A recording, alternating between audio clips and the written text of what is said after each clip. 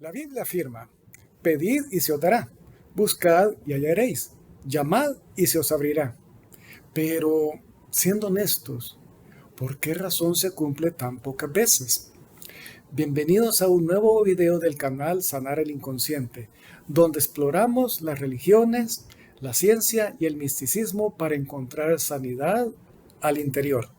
En esta ocasión veremos por qué, si la Biblia hace muchas promesas, afirma que todo lo que pidamos recibiremos, si buscamos lo hallaremos, si llamamos nos abrirán la puerta, pero siendo honestos pasa muy pocas veces.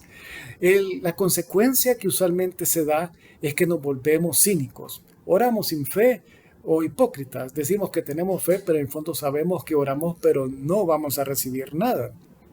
En la carta de Santiago nos dicen, piden y piden mal, porque piden para sus deleites. En mi opinión, el problema está que tanto Jesucristo como los escritores bíblicos daban por asentado que teníamos un contexto judío y no era necesario volverlo a aclarar. Sin embargo, toda esa información está en otros libros sagrados judíos que es desconocido por los cristianos, pero que da más información, como por ejemplo lo que aparece más abajo en los otros links que he dejado en la descripción sobre las partes del alma, sobre cómo se transforma el alma. Eso es algo que no está en la Biblia claramente, pero es información muy importante para poder entender el inconsciente o para podernos conectar con Dios, si es religioso, o con la verdad, si es místico, o con su inconsciente, o con el universo, como quiera decirle alguien de ciencia o místico. Para ello, en esta ocasión exploraremos el concepto de los niveles del alma. Esto nos va a ayudar a entender por qué es que pedimos y nos recibimos, porque el punto es que solo se aplica para aquel que su alma ha crecido a tal punto que se logra conectar con el Creador, o se logra conectar con la verdad, se logra conectar con el universo. El otro problema de los canales místicos es de que nos hablan de muchos mecanismos que tienen sentido, como la ley de la atracción, el karma, pero lo que les falta es la parte de que no puede la persona recibir si no ha crecido su alma. O bien podemos pensar si no ha aumentado su conciencia, o si no ha logrado dominar su inconsciente, si no ha logrado sanar su inconsciente. Es decir, una persona que aún no tiene sano su inconsciente, si su inconsciente está con mucho temor, con mucho rechazo, mucho dolor, muchos traumas, por más que pida, es muy difícil que reciba, porque hay algo que primero tiene que ser sanado, porque mientras no es sanado, no puede crecer espiritualmente y no puede conectar con el Creador. Como Santiago decía en la carta, piden mal para sus deleites.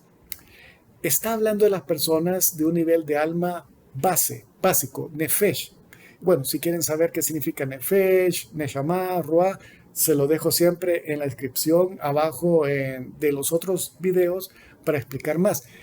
Solo nos quedaremos con que la palabra nefesh, usualmente el Nuevo Testamento lo hace referencia al hombre nefesh, al hombre carnal, que solo se dedica a sus placeres, a su deleite. Saulo de Tarso, que se le llama a San Pablo, él hace diferencia entre el hombre espiritual y el hombre carnal. Podría decirse entre el hombre ruach y el hombre nefesh. Pero solo se queda en esos dos niveles. Sin embargo, el judaísmo plantea son 5 niveles de crecimiento. Solo se queda Pablo analizando en 1 Corintios los 2 niveles más básicos. Ahora, analicemos el nivel nefesh. El nivel, tiro para abajo, se me subió mi gato. Uno de mis gatos. Perdón. El nefesh es alguien que se queda a un nivel de instintos, de deseos. Por ejemplo, Salomón estaba a un nivel de alma nefesh, animal, solo en sus deleites, y pensaba de que eso le iba a traer felicidad. Si tengo más mujeres, si tengo más dinero, si tengo más sabiduría, pero no encontró felicidad, ni siquiera encontró el propósito de su vida. Estaba a un nivel de alma animal. El nivel Nefesh es el que el judaísmo plantea que tienen los niños pequeños. Y a los 12 o 13 años es que son Ruach, que ellos ya, su comportamiento es basado en un nivel más ético, moral. Ya piensa más en las consecuencias de sus actos. Pero antes de eso, el niño es más un nivel Nefesh, solo enfocado en lo que le gusta y lo que le da miedo, como si fuera un cerebro reptil. En el video de cómo Freud ve el alma, que hace referencia al ello, al yo y al super yo en otro video, él hace referencia que el nivel más básico, que es el inconsciente, es donde está la persona con un cerebro tipo reptil, un cerebro tipo animal que se basa en sus instintos de temor, de satisfacerse. Y todo eso diría el misticismo. Es que quien piensa de esa forma se mueve a un nivel de pensamiento de escasez, un pensamiento de dolor. Hasta cierto punto tienen razón, pero no lo aclaran. Es que el que tiene un pensamiento de escasez tiene un pensamiento de temor. Y en otra línea de videos vamos a hablar del hinduismo, porque el concepto que tiene el hinduismo sobre los 7 chakras aclara más cuáles son los pensamientos que tiene más una mente no sana del inconsciente, una mente más animal, que eso mantiene un bloqueo espiritual, un bloqueo del alma, de crecimiento. Y al tener ese bloqueo es que no se puede conectar con el Creador, con el infinito. Entonces eso lo vamos a ver en otro video en la sección de hinduismo, que no es que contradiga al cristianismo, sino que aclara más la parte psicológica del alma, que hace que bloquee para que un alma crezca. Podría pensar que ese es un aporte más para aclarar también al concepto judío de cómo poder hacer crecer el alma. Pero bien, volviendo al tema de hoy. Sabemos que es un alma nefesh baja porque se basa en sus instintos, en satisfacer sus deseos, se mueve basado en un cerebro reptil. Pero cuando esta persona va creciendo y crece al tener más amor, y como dice la Biblia en el Nuevo Testamento, el amor echa fuera todo temor. ¿Cómo sabemos que es una persona que está conectándose mejor con la eternidad, con el Creador? Porque tiene más amor a sí mismo, a los demás, a todo el mundo. Es más feliz y da más felicidad. Se ve más conectado con todos, se siente más capaz. Porque una persona que no se siente capaz, detrás lo que hay es temor. Ella no se siente indigno. Se da amor y no está pensando de que los demás lo quieren destruir. Se enfoca más en la luz. Como está en otro video, te conviertes en lo que te enfocas. Te enfocas en el mal, te conviertes en el mal, pero está enfocado en lo bueno, en la luz. Esta persona va haciendo crecer su alma. En su vida le enfoca en hacer lo bueno. Entonces, cuando esta persona está haciendo eso, todo lo que está pidiendo va a comenzar a recibirlo. Pero resulta de que después de tener un nivel nefesh, carnal, de instintos, llega a un nivel roaj espiritual de tomar conciencia de sus actos.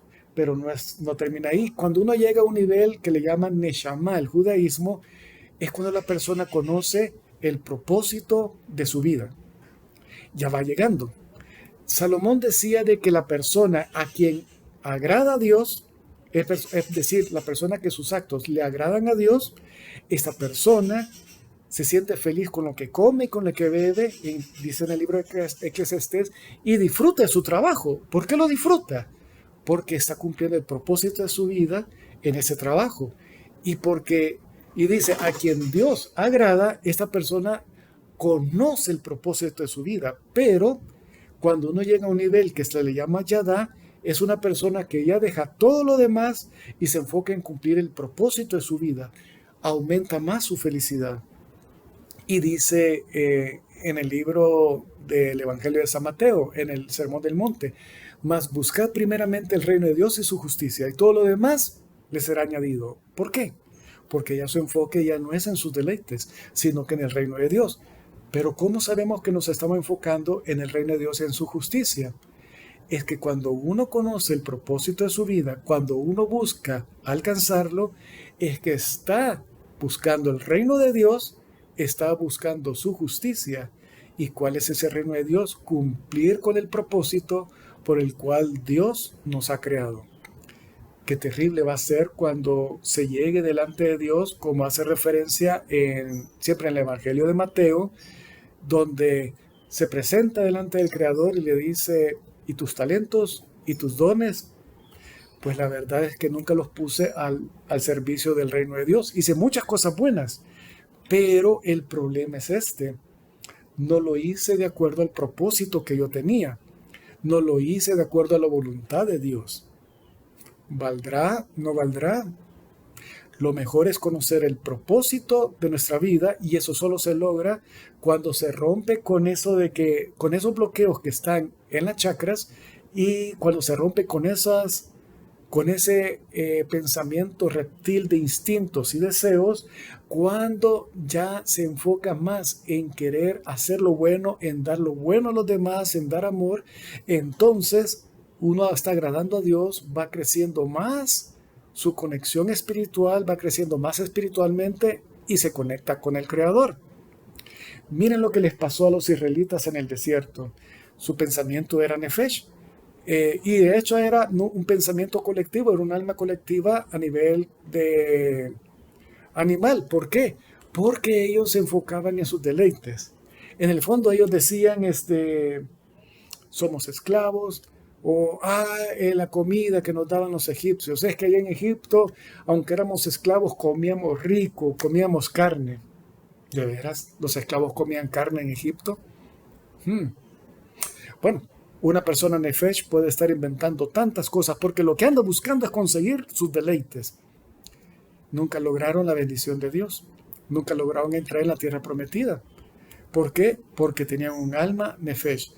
Nunca quisieron enfocarse en el propósito de sus vidas. Nunca quisieron conectarse y estar en sintonía con los deseos de su Padre.